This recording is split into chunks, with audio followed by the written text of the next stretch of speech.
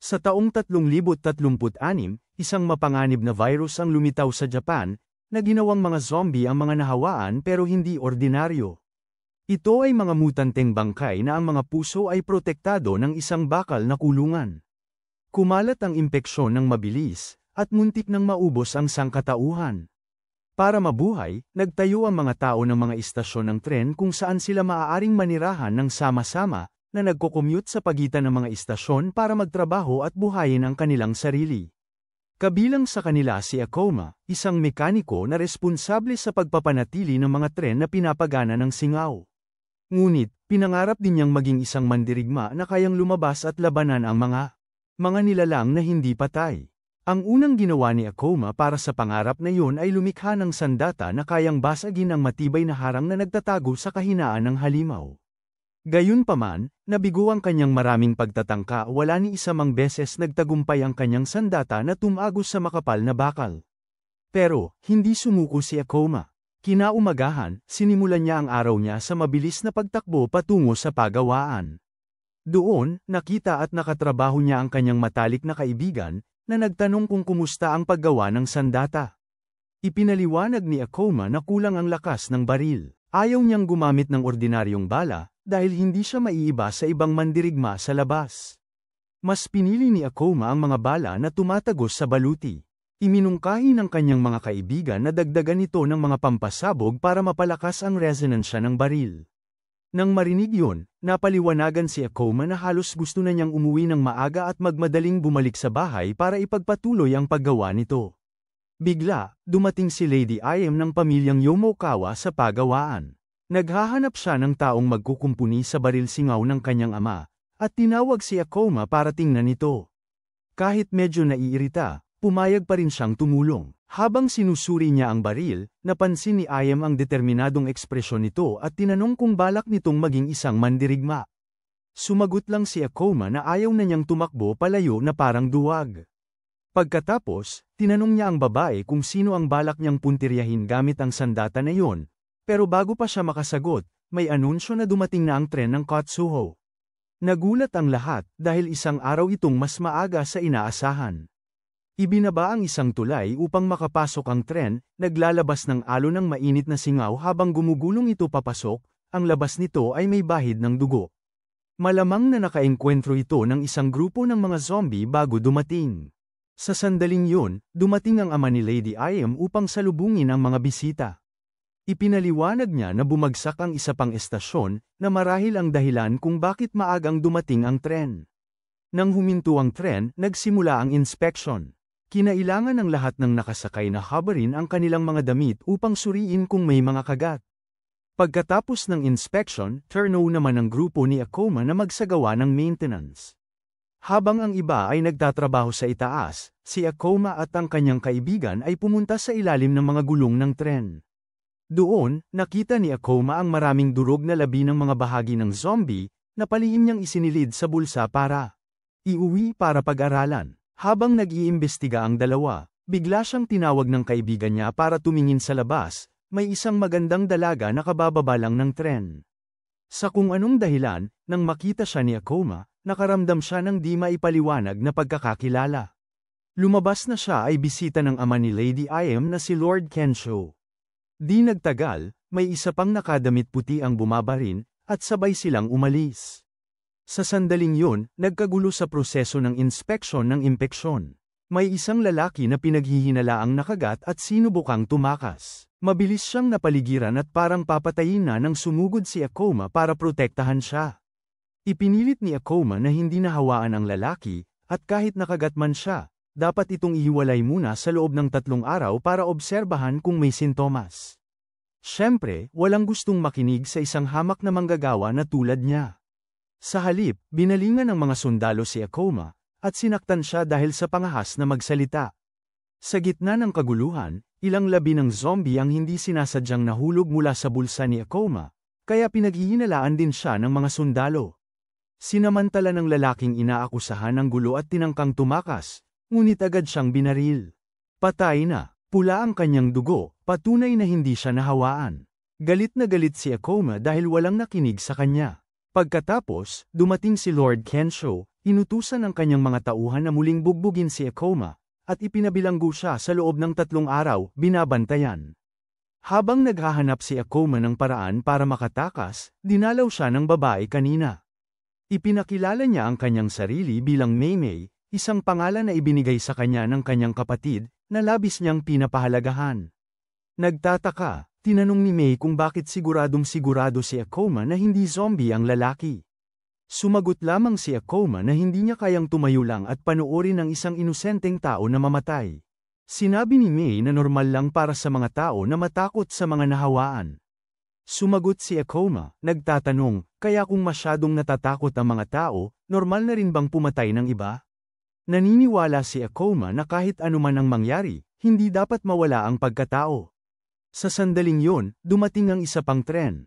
Gayunpaman, sa pagkakataong ito, naging masyado silang pabaya at binuksan nila ang tulay ng masyadong maaga. Ang tren ay may kargang mga hukbo ng mga patay na nagmadaling pumasok ng buong bilis. Bago pa nila napagtanto, huli na ang lahat, hindi na maisara ang tulay sa oras at ang buong tren na puno ng mga bangkay ay sumugod papasok sa lungsod. Parang baha ang paglabas ng mga halimaw, sinasalakay ang mga tao habang nagri-ring ang mga kampana sa buong lungsod bilang babala. Sa gitna ng kaguluhan, sinamantala ni Akoma ang pagkakataong tumakas. Tumakbo siya ng mabilis pauwi para kunin ang kanyang sandata. Ang mga hiyaw ng desperasyon ay halos sa dagandong ng apoy, na nagdulot ng nakakatakot na tanawin. Umalis na si May kasama ang kanyang mga kasamahan, samantalang lumabas si Kens para pigilan ang mga halimaw para makatakas ang kanyang anak. Balik kay Akoma, sinadya niyang sugatan ang kanyang kamay para akitin ang mga patay, para subukan ang kanyang hindi tapos na sandata. Pagkatapos maghintay ng kaunti, isa sa mga zombie ang nakaamoy ng dugo at sinundan ito. Nagtago si Akoma sa loob ng bahay na handa ang kanyang baril, matapos itong i-calibrate at ayusin ang dami ng pulbura. Ngunit hindi inaasahan, hindi pumasok ang zombie sa pintuan sa harap, tumalon ito mula sa itaas. Gayunpaman, nakakilos agad si Akoma at nagawang barilin ang puso nito. Naghiyawan siya sa tuwa sa kanyang tagumpay, ngunit ang kanyang saya ay tumagal ng wala pang 5 segundo bago niya napagtantong nakagat siya. Samantala, ang kasama ni May ay nakagat din. Hinikayat ng lalaki ang babae na pumunta sa Congo Kako at hintayin ang utos ng batang Panginoon. Pagkatapos, umalis si May ngunit nakasalubong agad ang isang zombie mula sa kanlurang rehiyon. Si Akoma naman, ayaw tanggapin ang kanyang kapalaran bilang isang zombie lamang. Gumagana ang kanyang utak ng todo, gumamit siya ng bakal at apoy para pigilan ang virus na tuloy-tuloy na dumating, ipinupukpok ang mga pako sa kanyang katawan para pigilan ang pagkalat nito. Naghanda siya para sa paghihiganting ito sa loob ng 5 taon at hindi siya basta-basta mamamatay ngayon. Damaloy ang virus sa buong katawan ni Akoma, at ang tanging magagawa na lang ay pigilan ang ugat sa leeg niya. Ginamit niya ang isang uri ng pampiga para higpitan ito hanggat kaya niya. Sa matinding hangarin na maghiganti, isinumpa ni Akoma na hindi siya susuko at sa hindi inaasahan, gumana ito, na itaboy ang virus.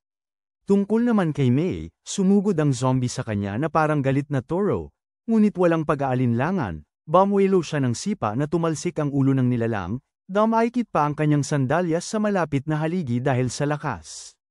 Ilang oras ang lumipas, nagkamalay si Akoma at nagalak na hindi siya naging halimaw.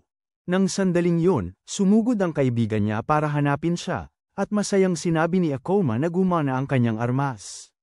Nagdiwang ang dalawa, dahil sa labis na katuwaan, nasabi ni Akoma na nakagat siya pero hindi siya nagbago. Iminungkahi niya na maaari nilang pag-aralan ang pangyayaring ito. Samantala, nakarating na si May sa kanlungan at naghahanap ng daan patungo sa tren para makatakas. Sa labas, nakikipaglaban si Lady Im at ang kanyang mga mandirigma sa mga buhay na patay na umaatake sa mga pader. Naghahanda ang lahat para lumikas, pero sinabi niya sa kanila na hintayin ang hudyat ng kanyang ama. Gayunpaman, tumanggi silang mamatay doon at gustong umalis agad. Saka lumitaw si May, sinasabing kailangan niya ng magmamaneho ng tren para makaalis silang kasama. Isang batang babae ang humakbang para magboluntaryo. Nang makuha niya ang kailangan niya, sumugod si May sa kumpol ng mga patay para magbukas ng daan. Hinawakan niya ang ulo ng isa sa kanila para galitin ang buong kulumpon para habulin siya, tapos kumari pa ng takbo papunta sa syudad para gamitin ang kapaligiran sa kanyang kalamangan. Ang kanyang sandata ay 2 baril, bagamat hindi sapat na malakas para tagyusin ang puso ng halimaw sa isang putok, kaya madalas niya silang idinidikit sa mga bakal na haligi para tapusin sila. Sa loob lamang ng 100 segundo, nalinis ni May ang grupo ng mga halimaw. Sinundan ng mga mamamayan ang daan na binuksan niya at sumakay sa tren. Ang kaibigan ni May at si Akoma ay nagtungo rin sa tren sa ibang daan, ngunit nang dumating sila, hinarang sila ng mga gwardya para sa inspection. Natakot ang kanyang kaibigan, na pagtantong walang maniniwala sa kwento ni Akoma. Sa sandaling yun, lumitaw ang 2 halimaw, na nagdulot ng takot sa lahat. Binalak ni Akoma na gamitin ang pagkakataong ito para patayin sila at patunayan ang kanyang sarili, ngunit biglang sumulpot si May at madali silang pinabagsak pareho. Namangha si Akoma sa lakas niya. Nang matapos siya, nagsimula siyang makaramdam ng matinding pagod. Huminto siya sandali sa harap ni Akoma, nakakaramdam ng kakaiba sa kanya, ngunit binaliwala niya ito nang dumating ang grupo ni Aya. Di nagtagal, sumakay ang lahat sa tren, naghahanda ng umalis. Ginamit ni Aya ang susi na dala niya para paandarin ang makina, habang si May, pagod mula sa laban, ay nagtago para magpahinga sa isang sulok. Gayunpaman, nang aalis na sana ang tren, dumagsa na naman ang mga halimaw at pinalibutan ito. Nang marating ng mga halimaw ang lugar ni Akoma, may isa na ang nakapasok. Walang pag-aalinlangan, ginamit niya ang kanyang baril para pabagsakin ito. Ngunit, natakot ang lahat nang hindi sinasadyang nabunyag ni Akoma na siya'y nahawaan. Habang sinusubukan niyang magpaliwanag, lumitaw muli ang sundalong bumaril sa kanya dati. Agad-agad, binaril ng lalaki si Akoma, at pagkatapos ay iniutos agad na umalis na ang tren, subalit nang dumating sila sa tarangkahan, ito ay sumabit at hindi bumaba. Ang tanging natitirang pagpipilian ay hilahin ng mano-mano ang lever. Ang sundalo kanina ay nagpresentang bumaba at magsakripisyo, ngunit sa sandaling iyon, nakita ng isang tao ang nag-iisang figura na naglalakad sa gitna ng mga halimaw, at walang iba kundi si Akoma. Pinapatunayan niya na hindi siya isang halimaw. Hila-hila ang kanyang sugatang katawan, nagpumiglas si Akoma patungo sa lever, pinapatay ang bawat nilalang na hamarang sa kanyang daan para lamang ipakita na mayroon pa siyang pagkatao. Sa wakas ay nagawa ni Akoma na hilahin ang lever, ibinababa ang tarangkahan, at nagsimulang yumandar ang tren habang siya'y umiiyak sa pagkabigo. Ang kanyang matalik na kaibigan, ayaw sumuko, ay naghagis ng lubid sa pagtatangkang hilahin si Akoma paakyat, ngunit tumanggi si Akoma at naupo roon na umiiyak. Sa sandaling yon, nakabawi si May at lumundag pababa. Ikinabit niya ang lubid sa katawan ni Akoma, at hinayla siya pataas ng kaibigan niya. Gayunpaman, lumitaw muli ang sundalo, nagdedeklara na tiyak na magiging isa ring undead si Akoma at nagpipilit na patayin siya. Pumagit na si May para pigilan siya, sinasabing hindi undead si Akoma kundi kalahating undead. Para patunayan ito, ipinakita niyang infected din siya. Nagbabala siya na kung magpapatuloy siyang maging agresibo, hindi siya magdadalawang isip na patayin siya. Sa sandaling yon, dumating si Ayem at namagitan. Sinabi ni Akoma na kung gusto nilang umalis siya, susunod siya, pero sinuntok siya ni May at sinabi na manatili siya. Nakipagkasundo siya kay Lady Ayem. Kung dadalhin nila siya sa kung akako, siya at si Akoma ay mananatili sa loob ng isang bagon at hindi pupunta kahit saan. Si Akoma, dahil matigas ang ulo, ay sinubukang tumalon palabas, ngunit sinipa siya ni May sa pader at nawalan siya ng malay pansamantala. Sa mga sumunod na araw, patuloy na sumulong ang tren. Unti-unting kumonti ang supply ng pagkain, at marami ang natatakot na hindi sila tatanggapin sa susunod na istasyon. Samantala, nagkaroon ng bangungot si Akoma tungkol sa kanyang nakababatang kapatid na kinakain. Nagising siya sa gulat at nakita niya si May sa tabi niya, himalang gumaling ang kanyang mga sugat sa kanyang katawan bilang isang hindi patay. Tinanong ni Akoma si May kung bakit siya papunta sa kung akako. Sumagot siya na naghihintay doon ang kanyang kapatid at may mahalagang bagay. Tanong naman ni May kay Akoma, at sinabi niyang ang lugar ay ang pangunahing base ng pananaliksik sa mga hindi patay at naniniwala siyang makakatulong sila sa kanyang kasalukuyang kalagayan. Dahil pareho silang patungo sa parehong lugar, iminungkahi ni May na magtulungan sila. Dahil sa kanyang kalagayan, madali siyang mapapagod pagkatapos lumaban at kailangan niyang magpahinga para makabawi, at si Akoma ang magsisilbing proteksyon niya sa mga oras na iyon. Ang unang hakbang sa kanilang pagtutulungan ay ang pagsasanay ni Mei kay Akoma sa labanan. Siyempre, bilang isang mekaniko at medyo bookworm, si Akoma ay puro palo lamang ang inaabot. Sa unahan ng bagon, si AM ay nahaharap din sa mga problema, maraming pasahero ang gustong paalisan sina Akoma at Mei, at bukod pa roon, iginigiit ng ilang matatanda na ihinto ang tren para magsagawa ng libing para sa mga patay. Bumalik tayo kay Akoma pagkatapos mapagod sa pagsasanay, nagpahinga sila saglit. Pagkatapos ay nagtanong si Akoma tungkol sa kordon sa leeg ni Mei. Sinabi niya na malamang pareho ito sa kanya para mapigilan ang virus na umabot sa kanyang utak. At na tinanggal lamang niya ito kapag labanan. Si Mei noon, nakaramdam si Mei ng presensya ng mga patay na buhay malapit, kinuha ang kanyang espada at tumakbo papunta sa unahan ng tren para maghanap. Ang kanyang biglaang pagkilos ay nagdulot ng pagkabahala sa lahat. Nagpakita muli ang sundalo para babalaan siya, pero hindi siya pinansin ni Mei at patuloy siyang naghanap. Sa gitna ng tensyonadong kapaligiran, lumitaw ang mekaniko ng tren, nag-uulat na pumutok ang tangke ng tubig at hindi tatagal hanggang sa susunod na istasyon. Napilitan silang huminto para kumuha ng tubig. Huminto ang tren sa isang kurbada at inanunsyo ng mekaniko na aabutin ng. Kaya kailangan nilang maghalinhinan sa pagbabantay. Sinamantala ko ang pagkakataon para payagan ng mga matatanda na magdaos ng seremonya ng panalangin. Nang gabing yun, nagtipon ng lahat para ipagdasal ang mga patay, habang sina Mei at Akoma ay nanatili sa loob ng kanilang karwahe. Nagbahagi sila ng mga kwento at napagtanto nilang pareho silang nawalan ng pamilya dahil sa mga buhay na patay, kaya't wala ni isa man sa kanila ang nakaramdam ng pangangailangang manalangin. Nagtatakang nagtanong si Mei tungkol sa bagay na palaging hawak ni Akoma sa kanyang kamay. Ipinakita niya sa kanya ang isang maliit na batong ilog na pinulot nila ng kanyang kapatid noong sila ay bata pa. Sa katunayan, may dalawang bato. Hinati ng magkakapatid ang mga ito bilang mga anteng-anteng upang protektahan ang isa't isa. Naalala ni Akoma noon na 5 taon na ang nakalilipas, may mga halimaw na samire sa istasyon kung saan sila nakatira. Tumakbo ang mga matatanda sa takot, iniwan ang mga bata, at nawala ang kanyang nakababatang kapatid na babae sa sandaling iyon. Noong panahong yun ay natakot siya at tumakbo na parang duwag. Nang bumalik siya, ang kanyang kapatid ay naging isa na sa kanila. Umiyak si Akoma habang humihingi ng tawad at napilitang tapusin mismo ang buhay ng kanyang kapatid. Naalala ni Akoma ang sandaling yun kahit sila'y mamatay. Dapat ay nilabanan niya ang kanyang takot at nakipaglaban. Ngayon, gaano man niya kamuhian ang sarili, hindi na niya maibabalik ang kanyang kapatid. Pagkarinig nito, binaliwala ni Mei ito bilang isang ordinaryong kwento, dahil sa kasalukuyang mundo, ang mahina ay namamatay at ang malakas ay nabubuhay na talagang halata. Sakto namang ako ay nilapitan.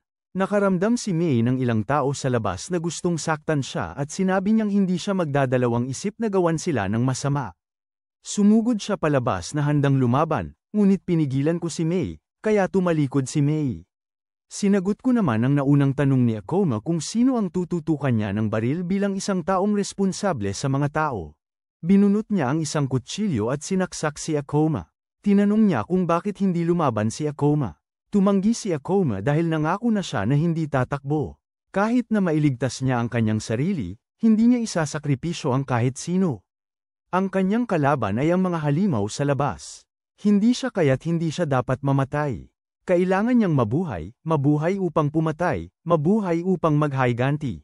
Pagkatapos ng pahayag ni Akoma, ang mga gustong pumatay sa kanya ay natahimik. Tinanggap nila na hindi siya ang kanilang kaaway at umalis. Sa loob, nagpasalamat si Akoma kay Aim sa pagtulong sa kanya na makaalis sa pagkubkob, ngunit bigla siyang bumagsak. Nagdulot kay Aim na magpanik. Nakita niyang hindi gumagaling ang kanyang mga sugat at nagmadaling magbigay ng pangunang lunas, ngunit ang kanyang mga mata ay naging mapulang madilim na. Sa labas, hindi sinasadyang nabunyag ni Mei ang isang bagay tungkol sa mga kalahating undead, na hindi sila kumakain kundi umiinom ng sariwang dugo, na ikinatakot ng mga tao. Ngunit si Mei ay nangangaso lamang ng isang nakatagong undead na nararamdaman niya simula pa kaninang umaga, at lumitaw ito sa tabi ng apoy. Walang pag-aalinlangan siyang sumugod at pinatay ang halimaw.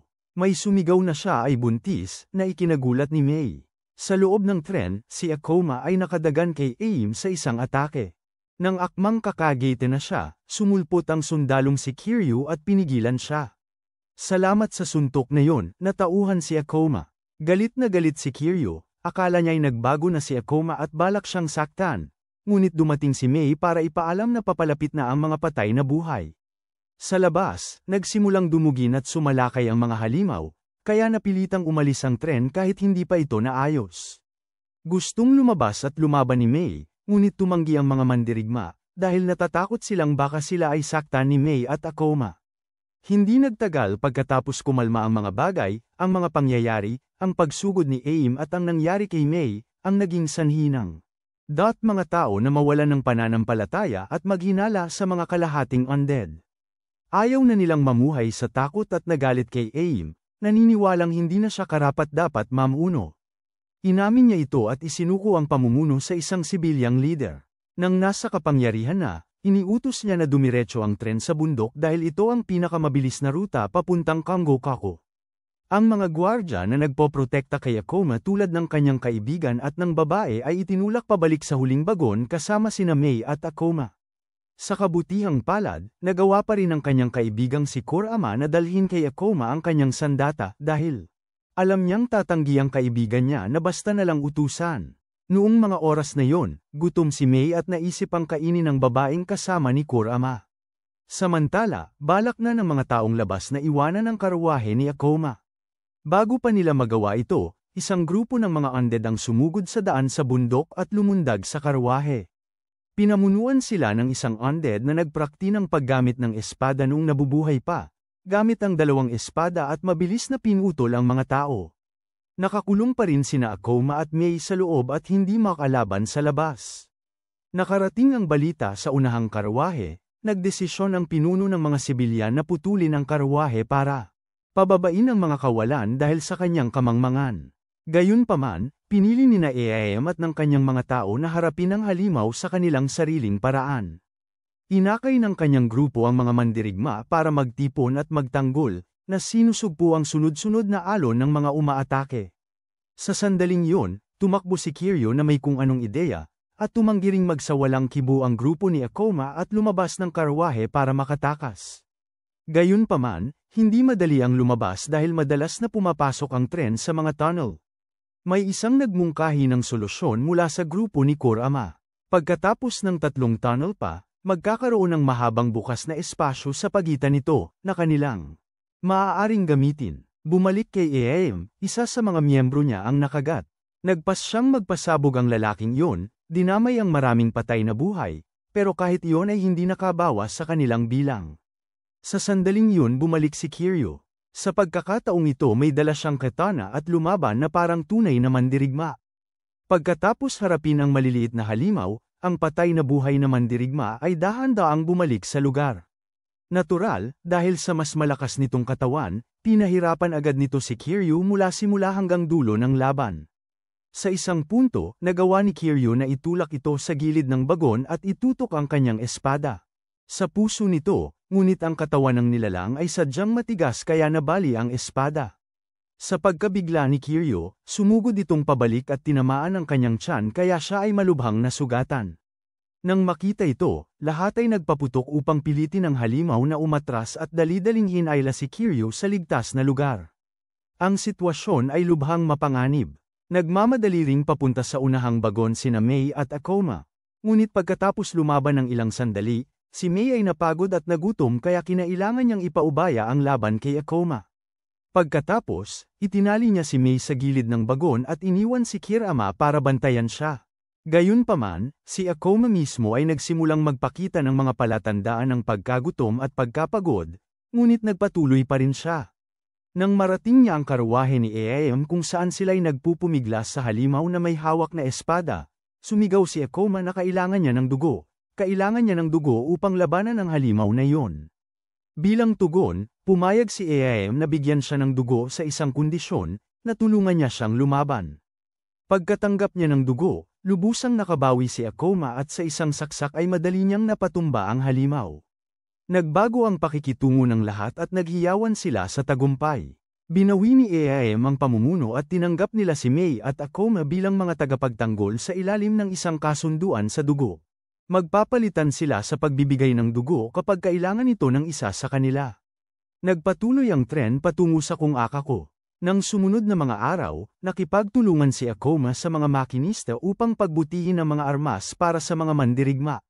Gumawa siya ng bala na may rocket na kayang tumagos sa dibdib ng isang zombie at binalutan niya ang mga talam ng espada ng metal na kinuha mula sa paligid ng puso ng halimaw para mas maging matibay ang mga espada. Samantala, nakihalubilo si May sa mga tao, madalas na namamagitan sa mga away at nakukuha ang kanilang tiwala. Biglang napapreno ng malakas ang tren. Sabi sa anunsyo na hindi sumasagot ang istasyon ng Yoshiro, pero may nakitang mga senyales ng usok na nangangahulugang hindi pa ito nasasakop ng mga buhay patay at maaaring may mga nakaligtas pa. Inutusan ko ang lahat na maghanda para sa isang pagsagip. Pagkatapos siyasatin ang istasyon, nakita nilang bumagsak ang isang bantayan sa mga riles at hindi sila makadaan. Kung babalik sila at dadaan sa Nagi Mountain Pass sa pamamagitan ng istasyon ng Ishikoki, aabutin ito ng dagdag na 10 araw at hindi kakasya ang kanilang pagkain. Balak nilang mag-resupply dito pero ngayon ay kailangan nilang tanggapin ang mga takas. Ayon sa mga taga roon, 3 araw bago nito, may usok na maitim na dumaan, tagos sa mga pader at ginawang impyerno ang lahat.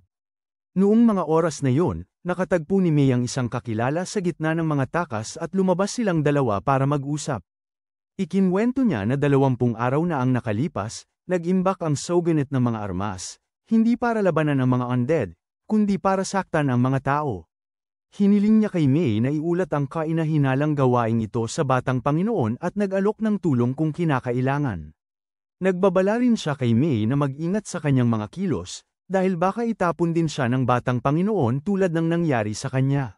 Gawin mo ang iyong tungkulin habang ikaw ay tao pa. Sa pulong para sa estratehiya, iminungkahi ni Ikoma na kung marating nila ang silid ng boiler sa gitna ng istasyon at paandarin ito, gagana ang mekanismo ng sentral na singaw at magagamit nila ito upang alisin ang bumagsak na tore sa riles at makapagpatuloy. Gayunpaman, naiulat na ang silid ng boiler ay pugad ng mga halimaw. Pagkatapos ay iminungkahi ni Ikoma ang alternatibong ruta na paikat sa crane, medyo mas malayo ngunit haharapin lamang nila ang mga atake sa isang linya, at sa pakikilahok ni May, mataas ang tsansa na magtagumpay. Sumang-ayon ako sa plano. Nagsalita si May, sinabing sasama siya pero hindi makikipaglaban sa iba. Kailangan lang niyang dumiretso sa silid ng boiler. Ang mga duwag ay dadaan sa mahabang ikot, sabi niya, at tumanggi siyang makipaglaban sa mga duwag. Ikinatwiran ni Ikoma na hindi yun kaduwagan kundi paraan para mabawasan ang masawi, pero tinulak siya ni May at inakusahan siyang natatakot sa impeksyon. Iginigiit niyang hindi siya dadaan sa mahabang daan at sinabihan ang lahat na sumunod na lang sa kanya. Pagkasabi niyon, umalis si May. Nagsimulang mag-alinlangan ang lahat, pero tiniyak ni Ikoma sa kanila na gagana ang kanyang sandata. Walang ibang pagpipilian, isinugol ni Ayan ang kanyang taya sa mapanganib na planong ito. Pagbalik niya sa bagon ng tren, natuklasan ni May na ang asong pinalaki ng mga bata ay namatay dahil sa matinding sugat nito. Bulong ni May na buti na lang at nagkaroon ng swerte ang aso na mamatay na lang kaysa pabayaan, dahil wala ring silbi ang isang sugatang aso. Ikinagalit ng lahat sa paligid ang kanyang sinabi. Napagtanto na samobra siya, mabilis na tumakbo si May. Hindi rin gaanong maganda ang kalagayan ni Ikoma, dahil nanginginig na parang dahon si Kirama ng Hilinga na tumulong sa plano. Buti na lang at pumayag tumulong ang lalaking tumulong kay Ikoma kanina. Nang nakahanda na ang lahat, bumalik si Ikoma sa bagon para hanapin si May, dahil napansin niya ang kakaibang kilos nito simula kaninang umaga. Tinanong niya kung bakit ayaw nitong lumaban kasama ng iba. Sumagot ito na lumalaban siya, hindi lang niya susundin ang plano niya. Itinaas ni Ikoma ang kanyang boses, sinasabing pwede niyang gawin ang gusto niya, pero dapat siyang lumayo sa silid ng boiler. Walang dahilan para sumugod agad sa pinakasentro ng kuta ng kaaway. Pagkatapos ay nagsimula ang operasyon. Lumapit ang tren sa gitna ng istasyon at huminto. Dahil walang nakitang palatandaan ng mga patay na muling nabuhay, bumaba ang lahat. Matapos ipadala si Kirama at ang kanyang kaibigan para asikasuhin ang kontrol ng crane, nagpatuloy sina Ikoma at ang iba pa. Nagmamadaling lumabas mula sa mga guho at bumagsak na tore, napagpasyahan ni Ikoma na tiyak na gawa ito ng halimaw na itim na usok na nabanggit ng mga lokal. Sa sandaling yun, nakita niyang kumilos na naman si May ng mag-isa, tumatakbo patungo sa silid boiler, na nagtulak sa kanyang grupo na sumunod sa kanya. Pagdating doon, narating na ni May ang pugad ng mga buhay patay. Nagsimula siya sa isang pag-ulan ng mga bomba ng usok, pagkatapos ay sumayaw sa larangan ng digmaan, isa-isang tinataga ang mga halimaw. Sa hindi inaasahan, sa pagkakataong ito ay nasugatan siya, at sumugod ang mga halimaw na hindi siya binigyan ng panahon upang makabawi.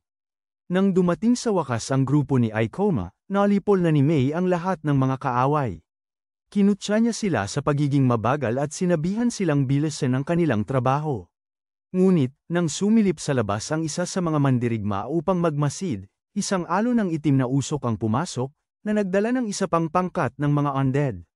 Di naglaon ay napagtanto nila na ang pagpatay sa mga undead sa loob ay walang naidulot, kundi lalo lamang silang ginalit. Sinubukan ni May na iligtas ang sitwasyon, iginiit na kaya pa rin niyang lumaban, ngunit sinabi ni Ikoma sa kanya na, para mapabilis niya ang pagpapagana ng boiler. Nang dumating ang senadorias ni Kurama, pinaandar nila ang crane para ilayo ang bumagsak na tore.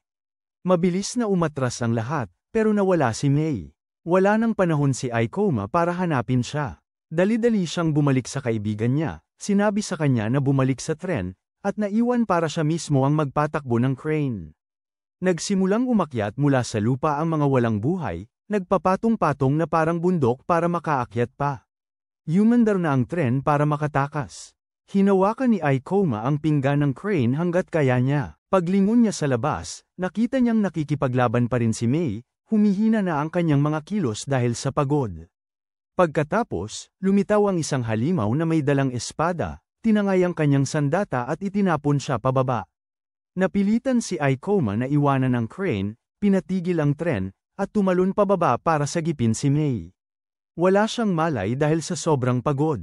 Para lalong lumala ang sitwasyon, lumitaw ang isang malaking nilalang, sinisira ang lahat sa daanan nito, kasama ang itim na usok mismo.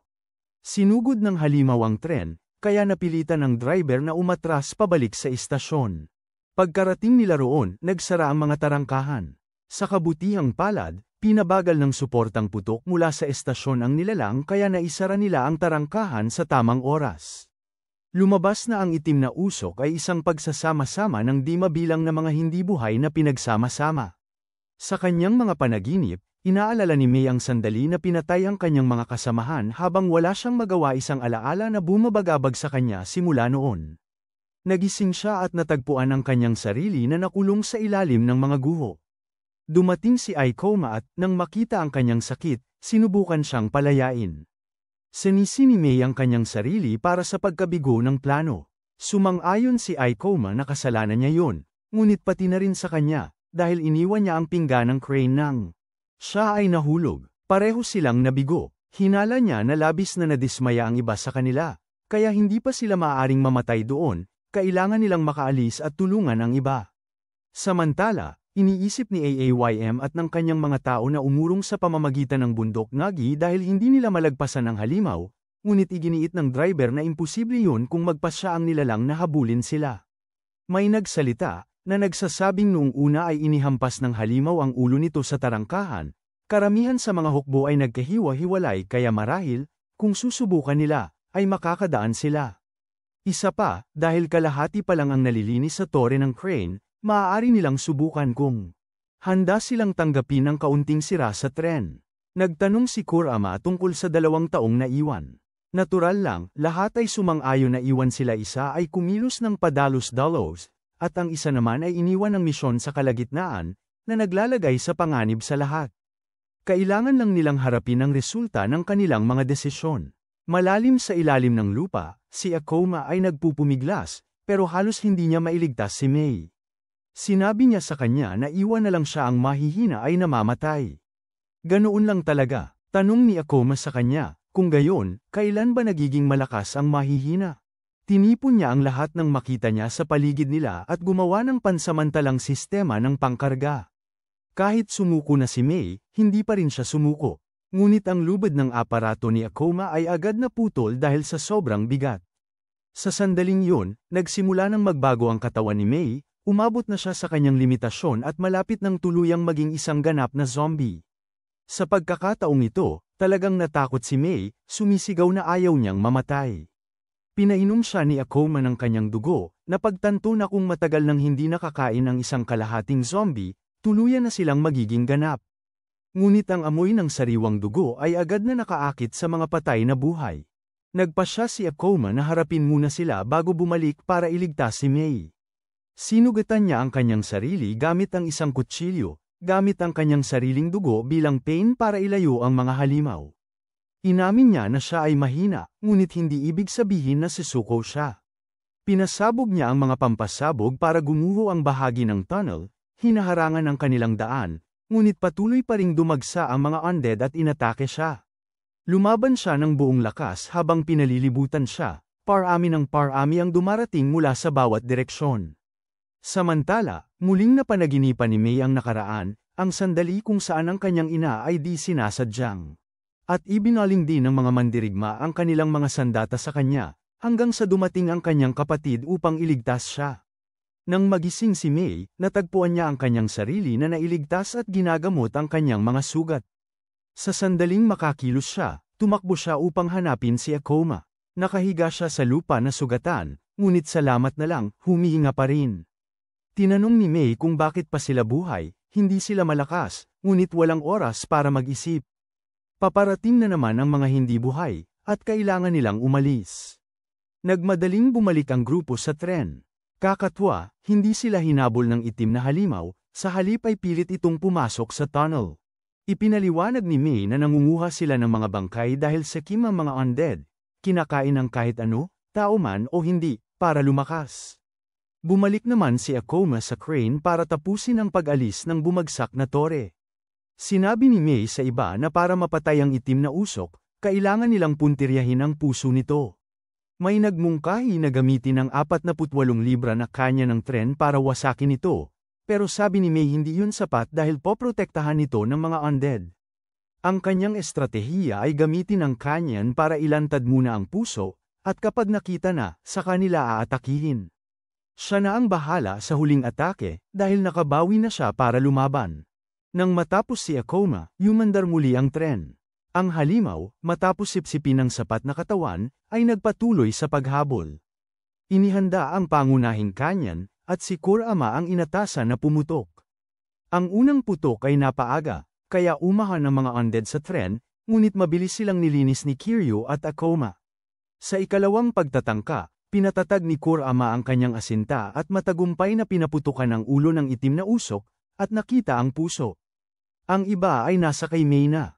Tumalon siya ng mataas sa hangin at nakita na ang puso ay isa palang buhay na nilalang na undead. Walang pag-aalinlangan, sumugod si May at winasak ito. Nagtagumpay siya, isang malaking pagsabog ang pumutok, nagpatalsik sa kanya, pero nasalo siya ni Akoma agad. Sa wakas nakatakas na ang grupo sa estasyon.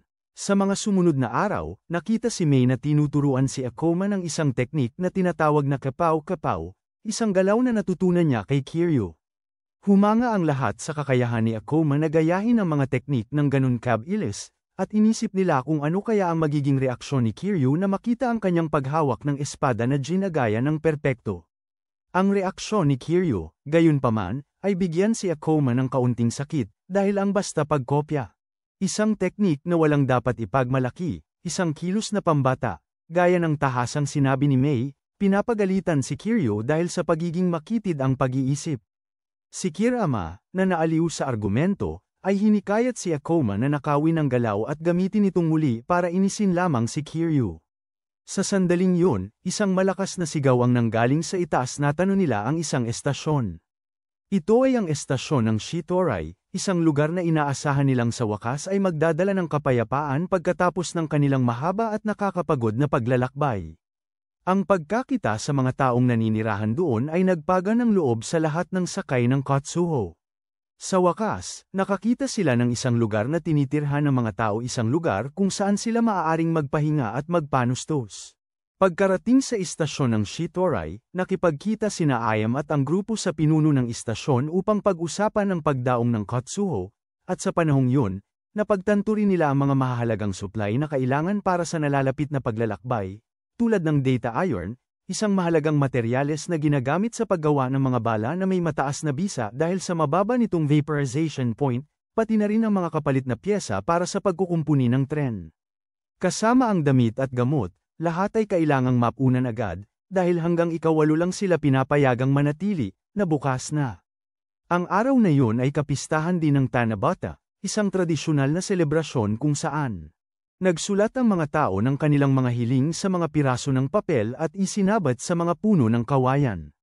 Bagamat sinabi ni Kiryu na wala silang oras para sa ganoong bagay, gusto ni Ayem na magdala ng kasiyahan sa lahat, kaya nagpasya siyang idaos ang pista ng Tanabata. Ginamit pa niya ang kanyang sariling pera para tustusan ang mga gastos at inatasan si Akoma na mamili at ihanda ang lahat. Mabilis na kumalat ang balita tungkol sa pista ng Tanabata sa buong tren, na pumuno sa hangin ng kagalakan at pananabik. Sabik na nagsulat ang lahat ng kanilang mga hiling habang naghahanda ang grupo na mamili papunta sa bayan para maghanap ng kawayan at iba pang kailangan.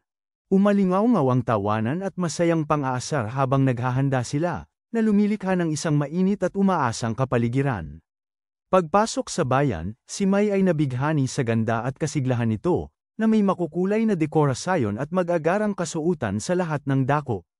Naghiwa-hiwalay sila upang tapusin ang kanilang mga gawain. Isang grupo ang nagtungo sa pagawaan, habang ang isa, kasama si May bilang tagabantay, ay pumunta upang bumili ng pagkain at iba pang kagamitan. Sa palengke, kitang-kita ang galing ni Kejika sa pagtawad.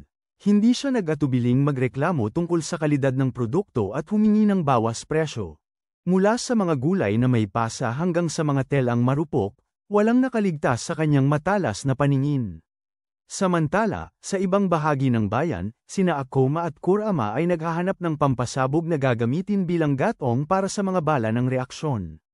Napag-alaman nila na may tradisyon ng Shitorai ng pagpapaputok ng mga paputok tuwing Tanabata, na nagbukas ng pagkakataon para sa kanila upang makuha ang kanilang kailangan. Gayunpaman, ang kanilang pag-uusap ay naantala ng isang mayabang na samurai na nagpumilit na ipaayos agad ang kanyang baril nang hindi pumipila. Ang kanyang kawalang galang ay ikinagalit ni Akoma, na hindi nag-atubiling bigyan siya ng leksyon sa pag-uugali. Pinilit niya ang lalaki na pulutin ang mga tornilyong nalaglag nito at sinabihan siyang igalang ang panday. Pagkatapos noon, sumingit si Kurama, binugbog ang samurai, at itinaboy. Habang nangyayari yun, nakilala ni Sakura, isa pang miyembro ng grupo, ang isang batang lalaki at ibinahagi ang masaklap na kwento ng tren ng Hisujo, kung saan nagtrabaho noon ang ama ng bata, at kung paano ito sinakop ng Cab-Ain at bumangga sa istasyon ng Aragain, ang lugar na kitatakas lamang nila. Kahit na masakit ang katotohanan, naniwala si Sakura na mas mabuti nang sabihin ito sa bata kaysa hayaan siyang maghintay sa isang amang hindi na babalik. Samantala, matiyag ang naghihintay si Kiryu na makausap ang pinuno ng estasyon ng Shitorai. Kahit lumipas ang oras at parang wala ng pag-asa, nanatiling matatag si Ayem, naniniwalang kailangan pa ng kaunting pasensya. Sa wakas, napala ang kanyang pagtitiyaga nang lumitaw si Yamazaki, isang opisyal. Sinamantala ni Ayem ang pagkakataong ipakilala ang reaksyon bala na imbento ni Akoma at ipinakita pa ni Kuruso ang kapangyarihan nito. Madaling tinagusan ng bala ang makapal na baluti, na nagpapatunay sa bisa nito laban sa mga Cab-An. Labis na humanga si Yamazaki habang matalinong iniaalok ni Ayem ang disenyo ng bala bilang isang regalo, sa gisag ng pagtutulungan sa panahon ng kagipitan. Ang kanyang mungkahi ay tinanggap, at hindi lamang sila pananggakuan ng mga panustos, kundi pinahintulutan din na iwan ang kanilang mga sugatan at may sakit sa estasyon ng Shitorai. Samantala, nagaganap ang isang negosasyon sa pagitan ni Kojenta, isang kinatawan ng shogunate, at Anoko, isang lalaking kilala bilang telinga ng tagapagpalaya. Tinalakay nila ang insidente mula 10 taon na ang nakalipas at ang pagkakasangkot ng Shitorai, na nagpapahiwatig ng isang masalimuot na labanan sa kapangyarihan na tahimik na nagaganap sa likod ng mga eksena, pabalik sa grupo ni Mei. Pagkatapos ng mahaba, nakakapagod pero matagumpay na araw ng pamimili, masaya silang bumalik sa tren ng Kotsujo. Dala ang lahat ng kinakailangang kagamitan lalo na ang mga kawayan para sa paghahanda ng pista ng Tanabata. Napagpasyahan nilang maghapunan sa bayan, ngunit tahimik na umalis si Mei sa grupo, na ikinabahala ni Akoma, kaya hinanap niya ito. Natagpuan niya itong nakaupo mag-isa at inabot sa kanya ang lalagyan ng dugo na nakalimutan niya. Sa kanilang pag-uusap, ibinahagi ni Mei ang kanyang mga alaala ng Tanabata, ang kanyang ina, at ang tunay niyang pangalan na Hozomi, isang pangalan na pinaniniwalaan ni Akoma na naglalaman ng hiling ng kanyang ina na sana siya ay laging magkaroon ng sapat na makakain. Bagamat sinubukan ni Mei na magpakatatag at kutsain ang sentimiento, sa kaibuturan ng kanyang puso ay naantig pa rin siya ng mga alaala na iyon. Ibinunyag din niya ang kanyang takot, ang takot na balang araw ay magiging isang kaban siya, mawala sa sarili, at saktan ang kanyang mga kaibigan. Nang marinig ang kanyang tapat na pagtatapat, gumawa ng panata si Akoma, isang pangako na ibabalik niya siya sa dati, lilipulin ang lahat ng kaban, ibabalik ang mga palayan, at sisiguraduhing makakakain siya ng sagana, tulad ng hiling ng kanyang ina. Tila isang baliw at imposibleng pangako, ngunit taglay nito ang buong determinasyon ni Akoma. At ang kanyang damdamin para sa kanya, at ang pangakong yun ay tumimos sa puso ni Mei, na nagbigay sa kanya ng bahagyang pag-asa at panibagong pananampalataya sa kinabukasan. Pagbalik nila sa tren, ang diwa ng Tanabata Festival ay bumalat sa bawat sulok. Masayang isinulat ng lahat ang kanilang mga hiling sa mga piraso ng papel at isinabat ang mga ito sa mga puno ng kawayan. Si Senador Kiro, bagamat nahihiya, ay sumali rin, ngunit tumangging ipakita kaninuman ang kanyang hiling sa takot na hindi ito matupad. Isinulat ni Akoma ang kanyang sariling hiling, isang malaki at ambisyoso, na wasakin ang lahat ng kaban at mabawi ang bawat bukirin at istasyon. Bagaman iniisip ng ilan na ito ay hindi kapani-paniwala, naniniwala si Akoma na hindi sapat ang basta makaligtas, gusto niya pa ng higit. Ang kanyang hiling ay nagbigay inspirasyon sa iba. Isinulat din ni Aya ang kanyang hiling na muling buksan ang estasyon ng Aragon, isang hiling na sumasalamin sa kanyang pagmamahal sa bayan at tungkulin.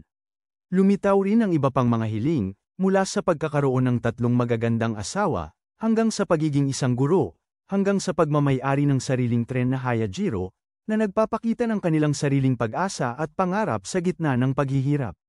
At sa huli, isinulat ni Mei ang kanyang sariling hiling, isang simpleng ngunit malalim na hiling, ang makakain ng isang busog na pagkain. Isang hiling na umalingaw sa pangako ni Akoma at ang pinakamatinding hangarin sa kanyang puso para sa isang mapayapa at masayang buhay. Kinabukasan, inisip ni Akoma ang kapatid ni Mei, naniniwalang siya ang nagturo dito na ang mahihina ay dapat mawala habang ang malalakas ay nabubuhay, at kaya't iniwan niya ang kanyang dating pangalan dahil sa kanya. Noon din, nagkagulo sa labas dahil sa pagdating ng isang makapangyarihang hukbo na kilala bilang mga mangangaso na umagaw ng atensyon ng lahat. Sila ay isang independenteng grupo na dalubhasa sa paglipol ng mga kaban, pinamumunuan ng isang gwapo at autoritatibong binata na nagngangalang Biba, ang anak ng shogun. Ang kanyang pagdating ay gumawa ng ingay at lumabas na si Biba pala ang nakatatandang kapatid ni Mei, ang taong lagi niyang hinahangaan at hinihintay.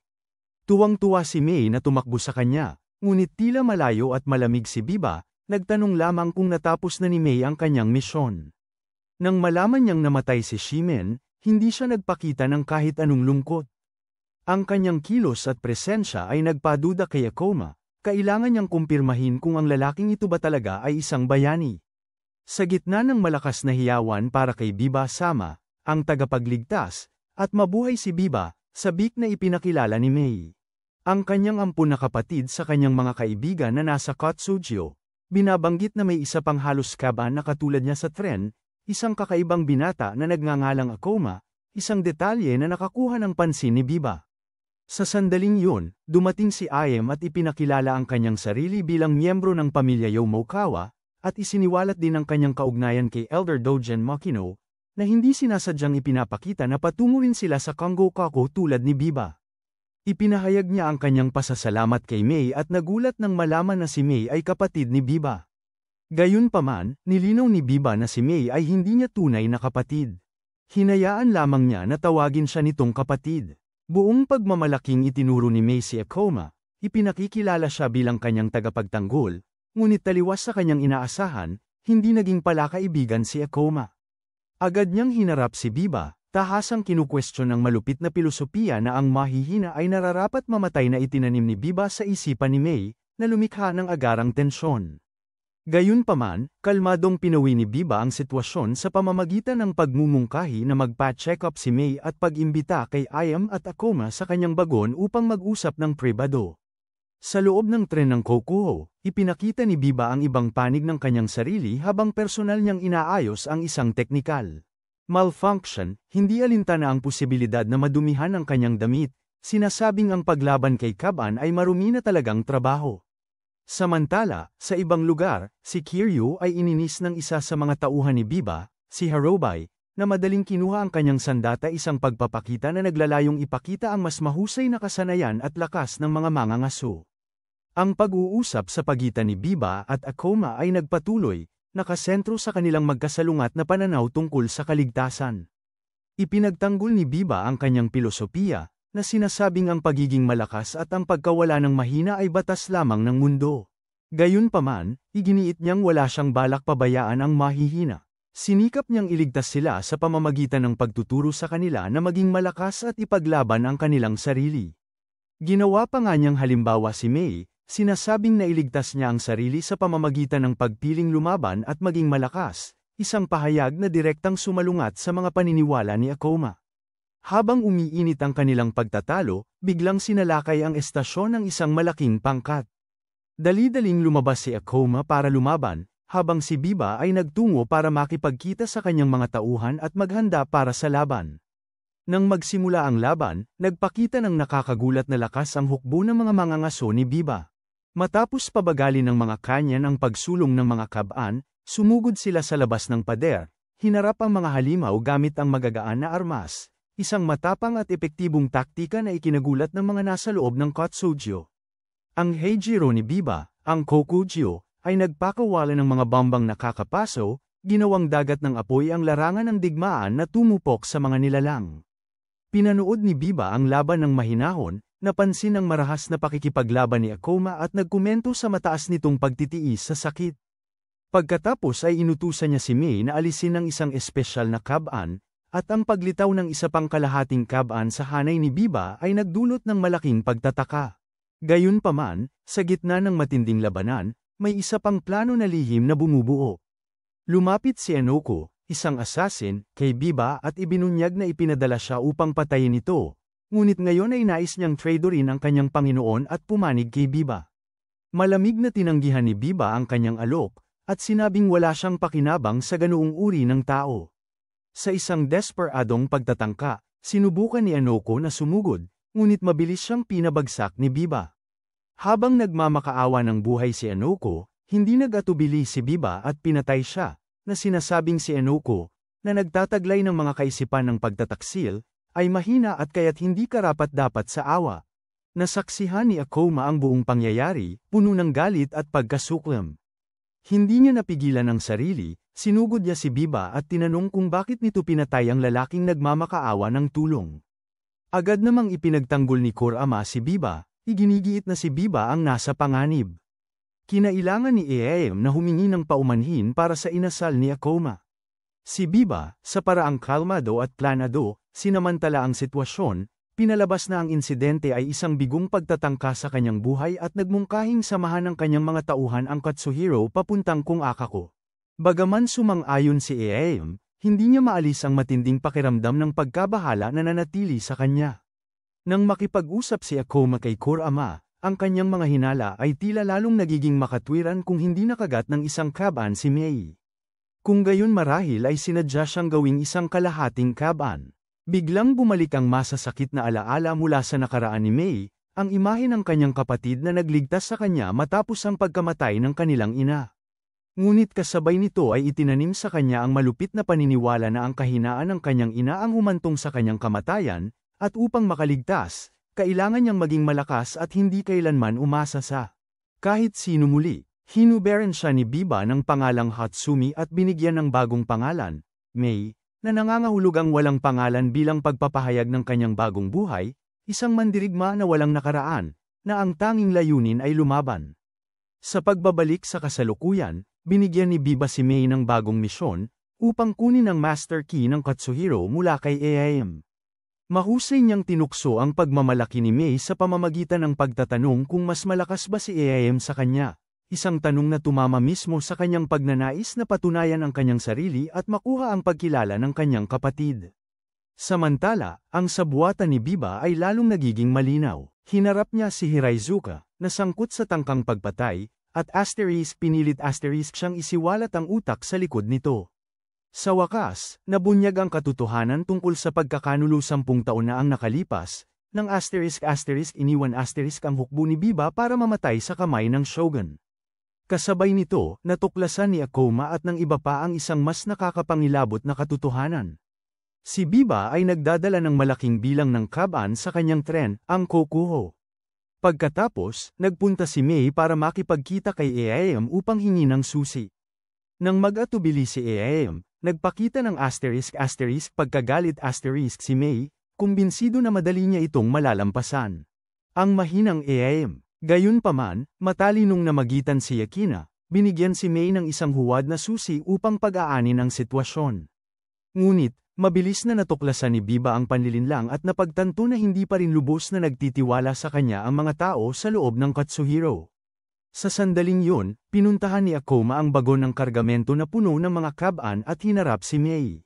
Sinabi niya sa kanya ang natuklasan niya, at inamin ni Mei na alam niya ito. Ngunit naniniwala siya na ito ay para sa layunin ng pag-aaral sa kaaway. Nang tanungin siya ni Akuma, kung siya ba ay naging isang kalahating kaban sa pamamagitan ng ang mismong teknolohiyang yun, bumigay si Mei at umiyak, saka umamin na personal niyang hiniling sa kanyang kapatid na gawin yon, dahil gusto niyang maging mas malakas at ayaw niyang maging mahina tulad ng kanyang ina. Nagkaroon ng mainitang pagtatalo sa pagitan nila. Tinawag ni Akuma si Biba na isang duwag na pumapatay ng iba para lamang itago ang kanyang sariling takot. Buong tigas na ipinagtanggol ni Mei ang kanyang kapatid, iginiit na tama siya at ang mga sinungaling tulad ni Akuma ay hindi kailanman mauunawaan ang kanilang pananaw. Ang mapapait na salita ni Mei ay lalong nagpalalim sa sugat sa puso ni Akuma. Tahimik siyang lumayo, na may isang imahe lamang na nanatili sa kanyang isipan, ang ngiting suot ni Biba. Nang patayin niya si Enoko, isang ngiting walang bahid ng takot o pagsisisi, puno lamang ng kasiyahan at kalupitan. Naunawaan na ni Akuma na si Biba ay hindi isang bayani kundi isang demonyo. Nang papalapit ang tren sa istasyon ng Awato, ang huling lugar na dapat suriin bago makarating sa Kangokaku, bigla silang inutusan ng mga lokal na samurai na huminto, sa direktang utos mula sa Kangokaku mismo, na nagbabawal sa hukbo ni Biba na kareketasyon na dumaan. Malinaw nitong ipinakita ang takot ng shogun kay Biba at sa lumalaki nitong kapangyarihan, ngunit tila inaasahan na ito ni Biba at handang-handa na siya. Kahit na medyo nakahinga ng maluwag ang lahat sa Katsuho, sa pag-aakalang maaaring makatakas na sila sa kontrol ni Biba, nag-alala si Akuma para kay Mei, na nanatili sa tabi ni Biba. Ramdam ko rin ang pag-aalalang ito, naniniwalang hindi dapat manatili si Mei sa ganoong mapanganib na lugar, at nangako si Akuma na babalikan niya ito. Samantala, may lihim na planong binabalangkas si Biba. Ipinaliwanag niya kay Mei at Horby na ang planong ito ay magdadala ng kaligayahan sa lahat, at para magtagumpay, kailangan niya ang kanilang tulong. Pumayag si Lord Mita ng Awato sa isang pagpupulong, ngunit nagtakda ng kondisyon na tanging mga babae at bata ay papayag ang sumama sa kanila, isang kalagayang nakita na ni Biba at binalak niyang gamitin para sa kanyang plano. Sa kutob ng isang taong malapit nang humarap sa kamatayan, tinanong ni Horby si Biba, kung balak ba nitong isakripisyo siya para sa pagbabalik ni Mei at kung nakatakda ba siyang mamatay sa araw na iyon. Samantala, sa gitna ng pagpupulong, ipinahayag ni Lord Mita ang kanyang paghihinayang sa kanyang mahigpit na kondisyon, ngunit ipinaliwanag na yun lamang ang paraan upang maisaayos ang isang lihim na pagpupulong kay Biba, na sinasabing gustong talakayin ang isyu ng supply ng pagkain. Naniniwala si Mita na matagal nang kinalimutan ni Biba ang kanyang sama ng loob laban sa shogun, dahil ginugol niya ang nakaraang 10 taon sa pakikipaglaban sa kaban para sa kapakanan ng sangkatauhan. Ang kanyang matinding paniniwala ang naging daan para ganap na maisakatuparan ang plano ni Biba. Sa ibang lugar, habang naghihintay si Mei para sa tamang pagkakataon, tinuya niya ang mga bantay, sinasabing hindi sila kayang pigilan. Ngunit agad siyang pinagsabihan ni Biba na huwag maging kampante, dahil ang kamatayan ay dumarating ng hindi inaasahan, isang babalang tila naghuhudyat sa kahihinatnan ni Horby. Sa wakas, naganap ang pagpupulong. Si Biba, na kalmado at magalang, ay nagpakilala, Habang ang isa sa mga tauhan ni Mita, si Itagaki ay nanatiling maingat at itinutok ang kanyang baril sa kanya. Ginamit ni Biba si Mei bilang isang panlilinlang nang bigla siyang magpasyang magpahinga, na lumikha ng magandang pagkakataon para siya ay gumalaw sa kanyang posisyon. Nang handa na siya, walang awang sinalakay ni Mei ang mga gwardya at ibinaba ang tulay na nakakataas, binubuksan ng daan para sa tren ni Biba, ang Kokuju, upang pumasok sa istasyon. Ang kanyang mga kilos ay nagdulot ng matinding gulo nang pinakawalan ni Biba ang mga cab-an na kanyang dinala, ginawang isang impyerno ang istasyon. Sa pagkadismaya, hinarap ni Mita si Biba, ngunit tumanggap lamang ng malamig na deklarasyon na ito ay ang shogun na unang nagtaksil kay Biba. Samantala, nagdusa ang mga inosenteng sibilyan sa kakilakilabot na resulta ng malagim na pangyayari. Sa gitna ng kaguluhan, napaharap si Akoma sa isang mahirap na sitwasyon nang ang grupo ay naipit at nagkahiwa-hiwalay. Kahit gustong-gusto niyang habulin si Mei at ibalik, hinimok siyang unahin ang kaligtasan at bumalik sa iba. Hinanap ni Kiraso si Ayami, na naipit pa rin sa ibang lugar. Nang masaksihan ni Mei ang kapahamakang tinulungan niyang likhain, labis siyang nakonsensya at natakot, ngunit nang makita ang isang batang nanganganib, hindi siya nag-atubiling isugal ang kanyang buhay upang iligtas sila. Samantala, nilapitan ni Biba si Ayami at inanyayahan siya sa kanyang tren, sinasabing gusto niyang gamutin ang kanyang kaibigan. Ang ibang nakaligtas, sa kanilang taranta, ay nagmadaling sumakay sa isang tren na walang nagmamaneho para makatakas na hindi nila alam na dumidiretso sila sa mas nakamamatay na patibong. Sa loob ng Kokuho, si Horobi na tapat na babaeng half-cab-an ay ginamit bilang alay para lumikha ng isang napakalaking nilalang, ang Black Cloud na kilala bilang New, isang artipisyal na hybrid na sandata na may half-cab-an sa puso nito, na idinisenyo ni Biba bilang kasangkapan para sa malawakang pagwasak para isakatuparan ang kanyang paghihiganti. Ang nakakatakot na kapangyarihan ng nilalang ay madaling sumire sa mga tarangkahan at nagdulot ng malaking pinsala. Nang matagpuan ni Kiraso si Ayami, sinubukan niya itong iligtas ngunit nahadlangan.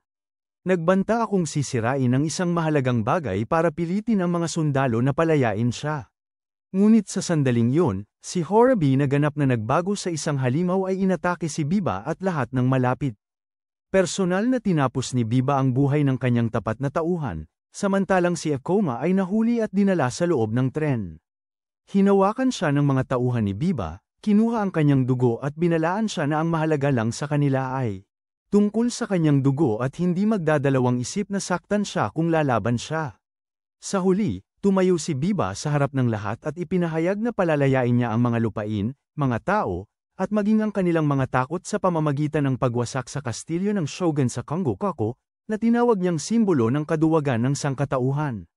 Habang umaalingaw ang mga sigaw ng paglaya sa hangin, si Mei ay tinamaan ng isang nakakapanghinang pagkatanto.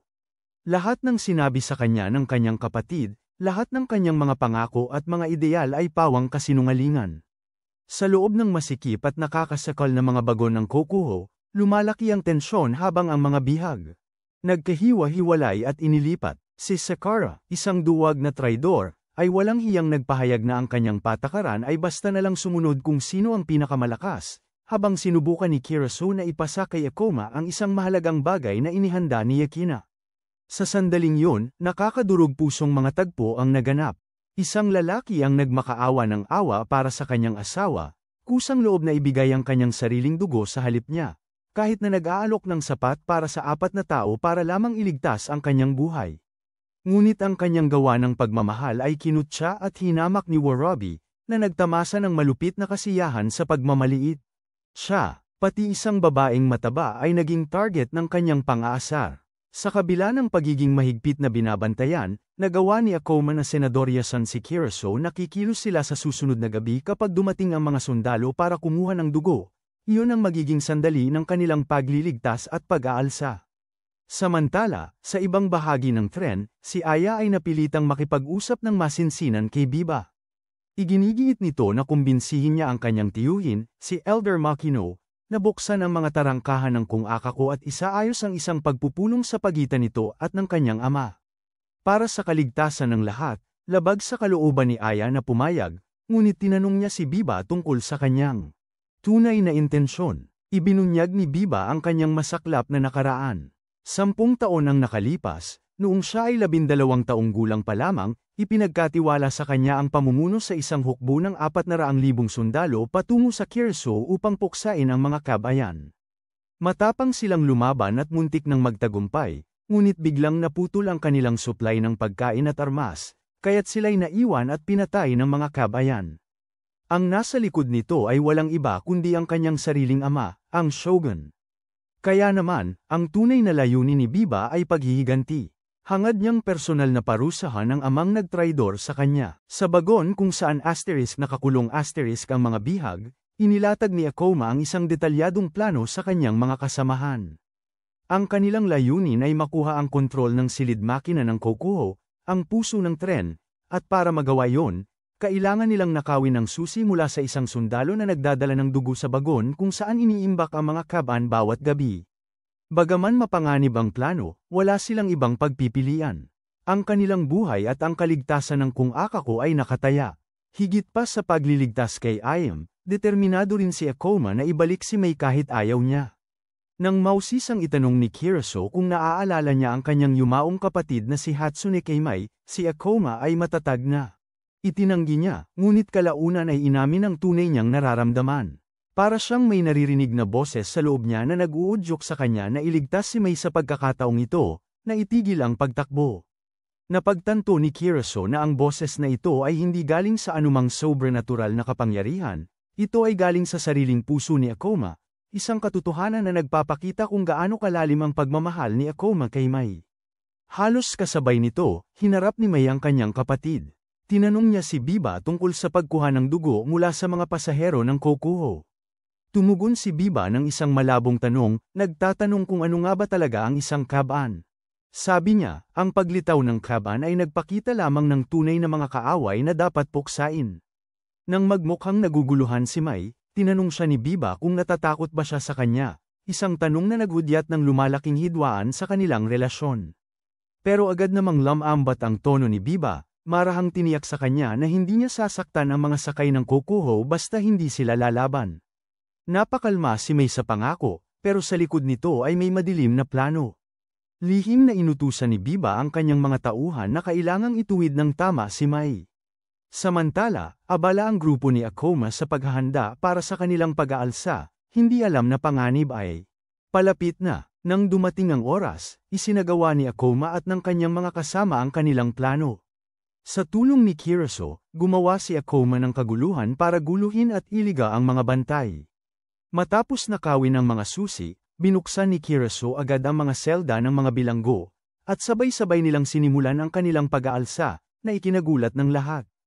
Muntik nang mapuruhan si Sakura bago siya pigilan ni Akoma, na ipinaliwanag na siya ang kanilang impormante. Nang tangkain ni Warabi na sugurin si Akoma, pumagit na si Kyersoo at pinatumba siya. Gayunpaman, habang papalapit sina Akoma at Kyersoo sa silid ng makina, nahulog sila sa isang patibong. Inasahan na ni Biba ang kanilang plano at pinalitan ang mga susi, kaya hindi sila nakapasok. Nang sumugod si Kyersoo sa harap ni Akoma para protektahan siya mula sa putok, tinamaan siya at buong tapang na isinakripisyo ang kanyang buhay. Pagkatapos ay lumitaw si Biba at tinuya si Akoma, tinatanong kung ano ang pakiramdam na mawala ng matalik na kaibigan, tanong na nagpaalab ng matinding galit sa loob ni Akoma. Sa kanyang pagkadesperada, tinangka ni Mei na pigilan ang kanyang kapatid. Tumanggi siyang patayin si Akoma, sinasabing gusto niyang manatili kasama ang kanyang mga kaibigan sa loob ng angkat Sojyo at mamuhay sa isang mundong walang undead, kung saan makakakain siya ng sagana araw-araw. Gayunpaman, hindi tinanggap ni Biba ang kanyang pagsuway. Inutusan niya ang kanyang mga tauhan na hulihin siya at turukan ng isang serum na tila may kakayahang kontrolin ang isip, na nagtutulak sa kanya sa pagkabaliw at nagiging sanhi upang bulag siyang sumunod sa kanyang mga utos. Habang si Akoma, na labis na nalulungkot sa pagkamatay ni Kirama, ay sumugod upang atakihin si Biba, si Mei na kontrolado ni Biba ay lumingon at itinarak ang kanyang talam sa puso ni Akoma, isang walang awang gawa na nagtulak sa trahedya sa rurok nito. Sa isang nasiyahang ngiti, pinuri siya ni Biba bilang, Meiko, habang si Akoma, puno ng pagtataka ang papalabong mata, ay bumagsak, nag-iwan ng kinabukasang nababalot ng lungkot at kawalan ng katiyakan. Sa nagdadalamhating karawahe, Mahigpit na niyakap ng lahat ang katawan ni Kirama, umiiyak sa matinding sakit habang dumating ang mga sundalo ni Biba, walang galang na ipinakita. Hindi mapigilan ang kanilang galit, isa sa kanila ang sumigaw sa matinding puot, hinahamon ang mga sundalo na patayin silang lahat, isang sigaw ng dalisay na galit at kawalan ng pag-asa. Gayunpaman, sinubukan ng natitirang mga nakaligtas na manatiling kalmado. Tahimik nilang dinala pabalik ang katawan ni Kirama habang ikinukwento ni Ayam ang mga pampulitikang sabuatan. Sa trono ng shogun, ibinunyag niya na matapos ipagkanulo si Biba ng kanyang ama, nagtanim siya ng matinding sama ng loob. Kahit sinubukan ni Ayam na kumbinsihin si Biba na ang kanyang kabaitan ay hindi kahinaan, hindi siya nito pinakinggan. Ipinahayag niya na wawasakin niya ang kuta ng kanyang duwag na ama at ang matatalim na kuko ni Mei ang magdadala ng wakas sa lahat. Samantala, sa Kangokaku, tinatangka ni Elder Makino na panatajin ang mga mamamayan sa gitna ng balita tungkol sa rebelyon ni Biba. Ipinagmalaki niya ang tibay ng kuta, inihalin tulad ito sa isang banal na ibon na hindi kailanman matalo, ngunit sa likod ng kanyang matatapang na salita ay nakatago ang isang mapanganib na katotohanan. Alam ni Makino ang tungkol sa halimaw na itim na usok na nilikha ni Biba, ngunit pinili niyang itago ito. Dahil sa pag-aakalang ang pagsisiwalat nito ay magdudulot ng di kinakailangang pagkatakot, ang maling pasyang yun ay nagtanim ng binhi ng mas malaking sakuna. Sa piling naman ni Aikoma, nalulunod siya sa lungkot at kawalan ng pag-asa, sinisisi ang kanyang sarili sa pagkamatay ni Kirama at naniniwalang ang lahat ng trahedya ay nag-ugat sa kanyang mga ginawa. Inisip pa niya na naging miserable si Mei matapos siyang makilala at nabigo siyang tuparin ang kanyang pangako na ibalik siya sa pagiging tao. Ang sakit at pagkakasala ay halos sumira sa kanyang kagustuhang lumaban. Sa sandaling yun, si Bik Otsujo na kontrolado na ni Biba ay biglang lumitaw sa Kangokaku. Si Aya, na napilitang kumilos ayon sa plano ni Biba, ay nagpahayag na nahuli niya si Biba at humiling ng pahintulot na papasukin ang kanyang mga tao sa lungsod. Bagamat may pag-aalinlangan si Makino, pumayag pa rin siya. Pinayagan si Aya at Biba na makipagkita sa shogun, habang ang iba ay pansamantalang pinigil para sa mahigpit na inspeksyon sa Kangokaku. Sa halos parehong oras, nakatagpo ni Aikoma si Kuruso, na nakatakas sa kamay ni Biba. Nang malaman ni Kuruso ang nangyari, nagalit siya at pinagsabihan si Aikoma bilang duwag na tumakas. Ngunit sa sandaling yun, isa sa mga nahuling tauhan ni Biba, na hawak ni Kuruso, ang nakakilala kay Aikoma bilang isang mailap na halos zombie at napansin ang sugat sa kanyang dibdib, yung sugat na likha ni Mei. Pagkatapos, nakapagdesisyon si Kuruso. Ipagpapatuloy niya ang pakikipaglaban, gaano man kalag ang loob ni Aikoma. Sa pangunahing bulwagan ng Kastilyo, naganap sa wakas ang mahalagang pagtatagpo sa pagitan ni Biba at ng kanyang ama. Ibinalik ni Biba ang tanging alaala na ibinigay sa kanya ng kanyang ama, bilang paalala ng nakaraan. At nakiusap sa kanyang ama na tapusin na ang kanyang buhay. Pagkatapos ay nagsimulang maghasik ng pagdududa at takot si Biba sa mga naroroon, nagpapanggap na kaya niyang tukuyin ang mga patay na buhay na nagkukubli sa gitna ng mga tao at agad na itinuro ang isang lalaki, na walang batayang inakusahan na isa sa mga patay na buhay, na nagdulot ng gulo at suspetya sa bulwagan. Sa huli, ang shogun mismo ang pumatay sa lalaking pinaniniwalaan niyang patay na buhay, at nang ibunyag ni Biba na ang shogun ay naging isa na rin, sumiklab ang kaguluhan. Nag-atakehan ang mga tao, at bagaman sinubukan silang pigilan ni Ayam, wala siyang nagawa. Ngumisi ng may kalupitan si Biba at isiniwalat ang buo niyang plano, gumamit siya ng lason para gawing immortal ang shogun, at pagkatapos ay pinakawalan ang mga immortal na dala niya sa lungsod, kaya naging impyerno ang Kung Akaku. Sa kanyang pagkasawi, sinubukan ni Makino na lumaban ngunit walang awang pinatay ng mismong mga tauhan ni Biba. Samantala, nalulunod pa rin sa kawalan ng pag-asa si Akoma hanggang sa ibinunyag ng matandang bilanggo ang nakapangingilabot na katotohanan. Si Mai ay gagawing isang bagong nilalang, at ang tanging paraan para iligtas siya ay ang direktang pagturok ng puting plasma sa kanyang puso.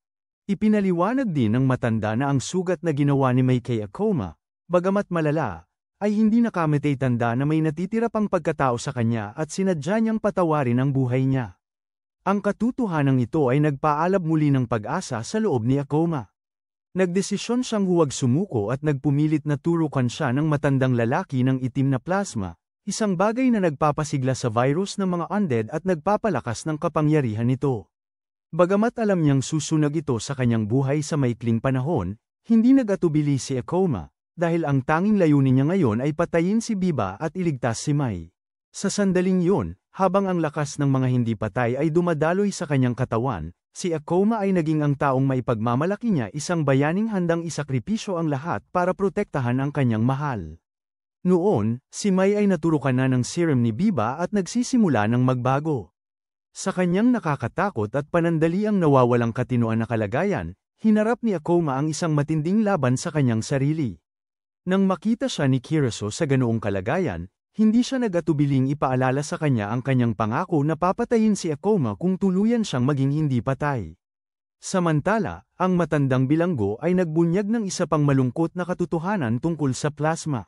Isang dosis na lang ng puting plasma ang natitira, ibig sabihin, isang buhay lang ang maililigtas. Si Akoma o si Mai nauubos na ang oras bago tuluyang madaig ang isip ni Akoma ng virus ng mga immortal. Sa Kangokako, nahaharap si Ayem sa kaguluhan at pagpapanak ng mga natatakot na mamamayan.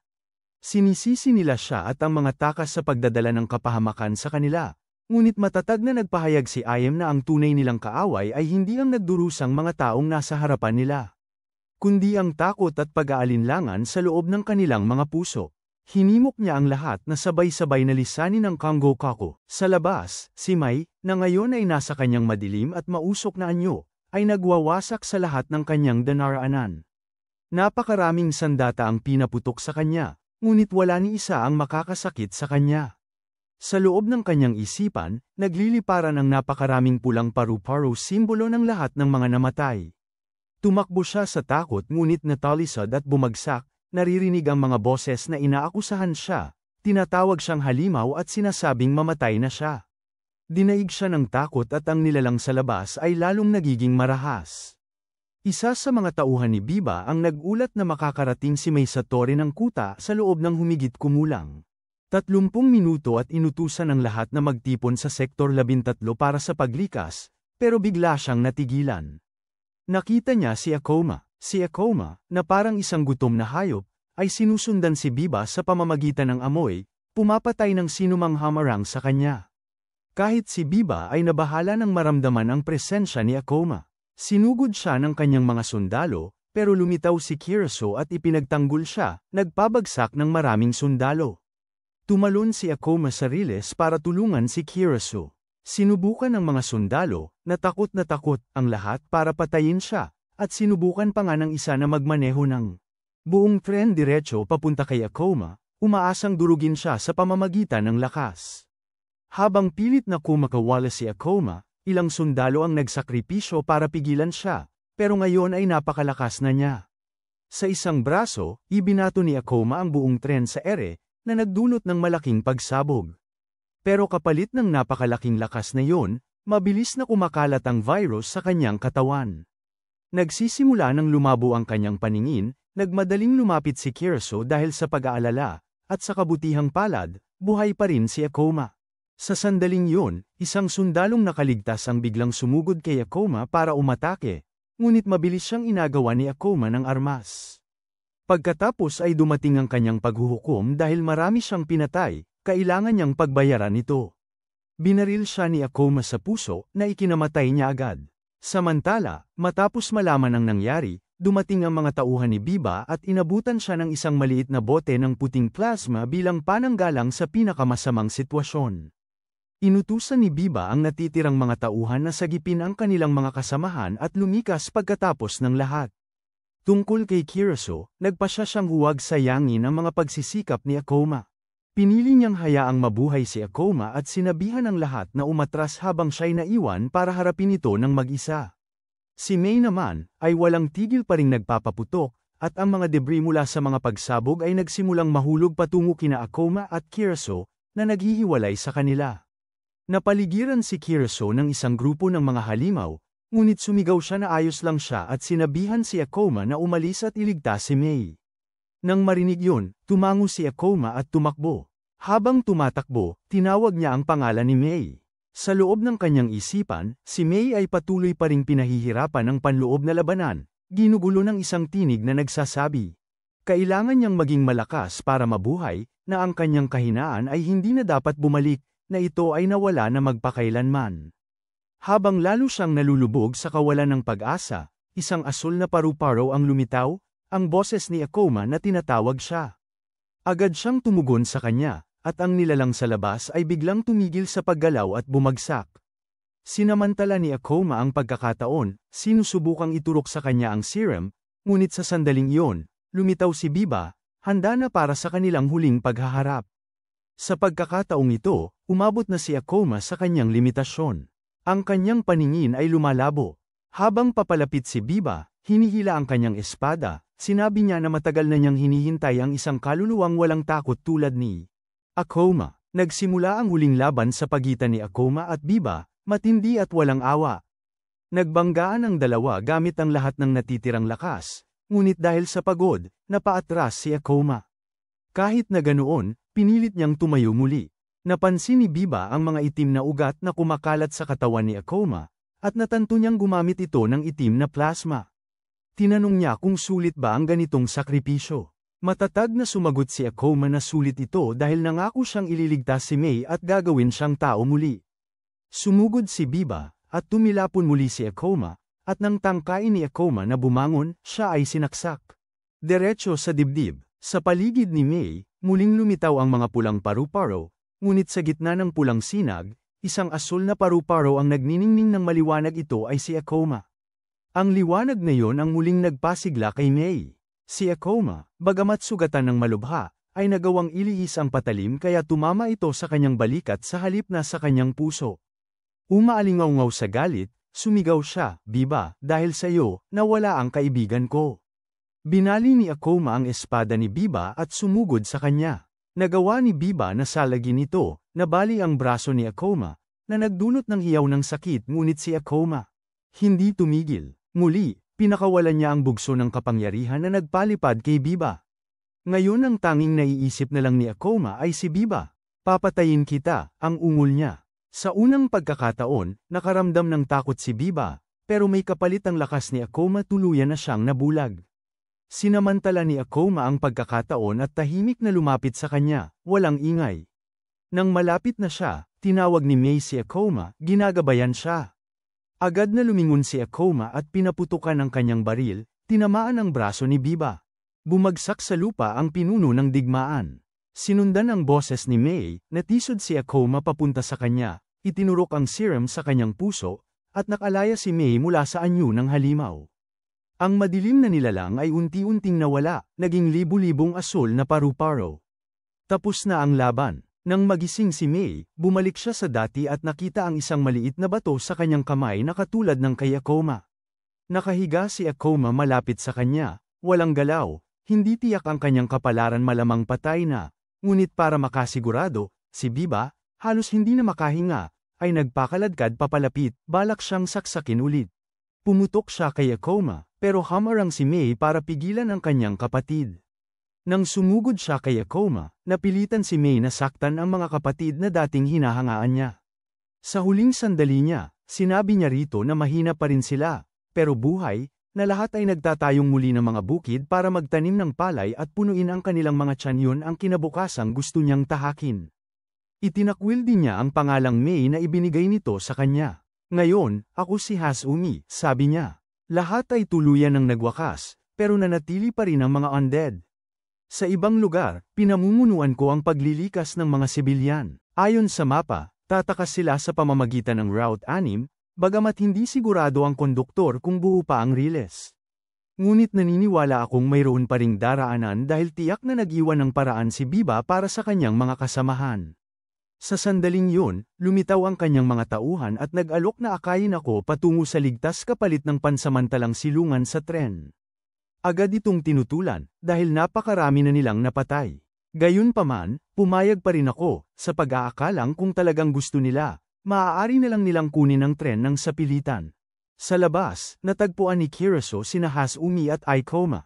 Nang makita ang kalagayan ni Aikoma, alam ni Kiraso na maliit ang tsansa ng batang mabuhay. Ngunit nanatiling umaasa si Hasumi, naniniwalang madyay gising pa ito. Sa sandaling yun, narinig ang boses ni IM sa broadcast system, nag-uutos sa lahat na magtipon sa pundasyon ng riles ng Track 13, kung saan sila susunduan ng tren.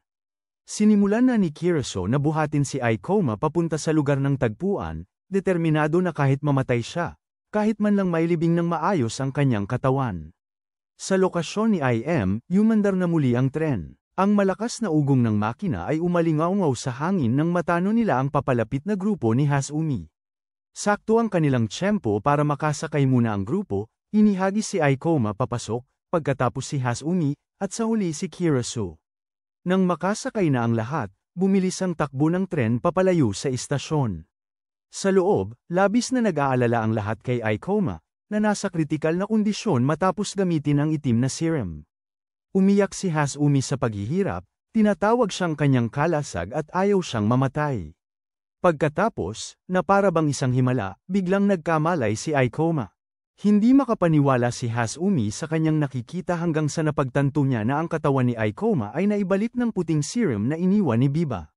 Malamang na noong binaril ni Biba si Ikoma, tinurukan din niya ito ng serum, nag-iwan ng huling regalo isang simbolo ng sakripisyo at ang walang pag-iimbot na pagmamahal ng kapatid na minahal ni Hasumi noon. Sa wakas, ibinalik niya kay Ikoma ang maliit na batong nahulog nito, ang isa na lagi niyang dala, isang simbolo ng kanilang mga alaala at pangako. Habang umaalis ang Katsuho mula sa Kung Akako, dala ang mga nakaligtas at ang kanilang bagong pag-asa, isang. Nagsimula ang bagong kabanata ng kanilang paglalakbay, isang paglalakbay upang hanapin ang mas magandang kinabukasan, isang mundong malaya sa mga buhay patay, kung saan ang mga tao ay tuluyan ng makapamuhay ng payapa at masaya. Dito nagtatapos ang anime, Palm.